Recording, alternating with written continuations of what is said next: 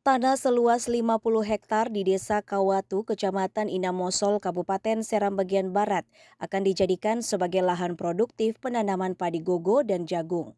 Salah satu petani di Desa Kawatu, Geral Wakano mengakui, saat ini sementara dibongkar adalah lahan yang tidak produktif. Langkah awal akan disiapkan beberapa hektar dan akan dilanjutkan kembali hingga selesai. Wakano menyebut saat ini kelompok tani Wailupu masih terkendala dengan alsintan, alat dan mesin pertanian yang modern, pengetahuan bertani yang masih kurang hingga pembibitan.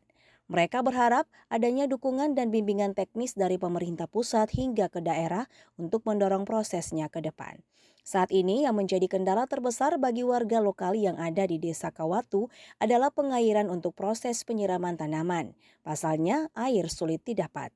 Tapi terkendala kami dengan masalah sebagai petani yang ada di sini terkendala dengan masalah alsintan yang masih sangat terbatas, kemudian pengetahuan yang masih kurang, kami juga membutuhkan bimbingan, kami membutuhkan dukungan, dan satu lagi lebih dari itu kami juga membutuhkan asupan air karena Kadis Pertanian Baim Tuharea menyampaikan pihaknya akan mengusahakan apa yang diperlukan para petani di desa ini untuk mewujudkan ketahanan pangan nasional.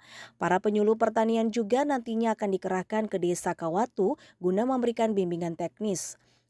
Paling tidak pemerintah juga perlu memperhatikan melalui yang namanya alsinta, karena ketika sentuhan alsinta teknologi ini penting, karena masyarakat yang ada ini tidak mungkin dia mau lakukan kegiatan memakai apa adanya.